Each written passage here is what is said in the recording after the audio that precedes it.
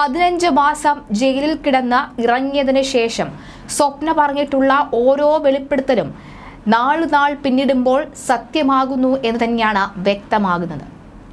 മുൻപൊരു ദിവസം നിയമസഭയിൽ ഇരു കൈകളും പൊക്കിക്കൊണ്ട് മുഖ്യമന്ത്രി പിണറായി വിജയൻ പറഞ്ഞിരുന്നു, എൻ്റെ കൈകൾ ശുദ്ധമാണെന്ന്.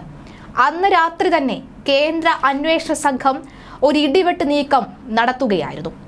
സ്വപ്ന സുരേഷ് ഇപ്പോൾ ആവർത്തിച്ചു പറയുകയാണ്, മുഖ്യമന്ത്രി പിണറായി വിജയൻ പറഞ്ഞത് കിറുകൃത്യമാണ്, അദ്ദേഹത്തിന്റെ ഇരു കൈകളും ശുദ്ധമാണ്, അതിൽ യാതൊരുവിധ തെറ്റുമില്ല. കാരണം അദ്ദേഹം കൈകൾ കൊണ്ടല്ല വാങ്ങിയിരിക്കുന്നത്, അതും സ്വന്തം കൈകൾ കൊണ്ടല്ല വാങ്ങിയിരിക്കുന്നത്.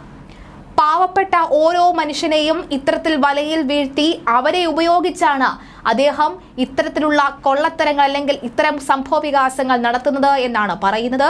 അതിലൊരു ചാവേറായി ഞാൻ മാറുകയായിരുന്നു എന്നും സ്വപ്ന സുരേഷ് തുറന്നടിക്കുകയാണ്. അക്കൗണ്ട് വഴി നടത്തുന്ന വമ്പൻ തട്ടിപ്പുകളുടെയും വമ്പൻ പണമിടപാടുകളുടെയും ഒരു കാര്യം തന്നെയാണ് സ്വപ്ന ഇവിടെ പറയുന്നത്. ഞാൻ പറഞ്ഞ കാര്യം ശരിയാണ്, മുഖ്യമന്ത്രി പിണറായി വിജയൻ ചെയ്തത് അല്ലെങ്കിൽ അദ്ദേഹത്തിന്റെ കൈകൾ ശുദ്ധമാണ്. മുഖ്യമന്ത്രി എന്ന നിലയിൽ അദ്ദേഹം നേരിട്ട് ഒന്നും തന്നെ ഇത്തരത്തിലുള്ള പണമിടപാട് ഒന്നും തന്നെ നടത്തിയിട്ടില്ല. അദ്ദേഹം പ്രധാനമായും മറ്റുള്ളവരെ ഇതിനായി ഉപയോഗിക്കുകയായിരുന്നു, ഒരു ടൂളായി ഉപയോഗിക്കുകയായിരുന്നു. വലിയൊരു തിരുട്ട് ഫാമിലിയെ തുറന്നടിക്കാൻ എനിക്ക് പലതരത്തിലുള്ള തെളിവുകളുണ്ട്. മാത്യു കുഴൽനാടനും PC ജോർജിന്റെ മകനും ഒരു ബിഗ് സല്യൂട്ട്.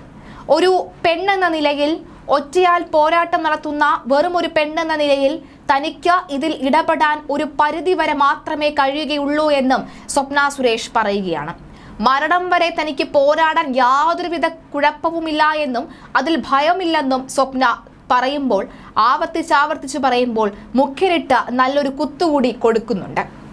ഏത് ഹാൻഡ് വാഷ് ഉപയോഗിച്ചാണ് കൈ കഴുകുന്നത്, അത് താങ്കൾ ഞങ്ങൾക്കും കൂടി തരികയാണെങ്കിൽ ഞങ്ങളുടെ കൈകളും ശുദ്ധമാകും എന്നായിരുന്നു.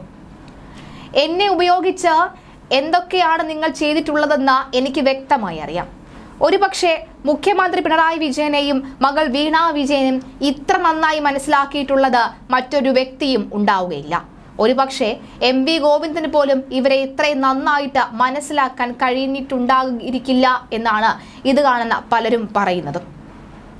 എന്തായാലും ഈ തിരുട്ട് ഫാമിലിയുടെ കൂടുതൽ വിശദാംശങ്ങൾ ഓരോ ദിവസം ചെല്ലുമ്പോഴും പുറത്തു വരുമ്പോൾ അതിൽ കൂടുതൽ ശക്തി പകരുന്നതാണ് ഈ സ്വപ്ന സുരേഷിന്റെ ഓരോ വാദപ്രതിവാദങ്ങൾ.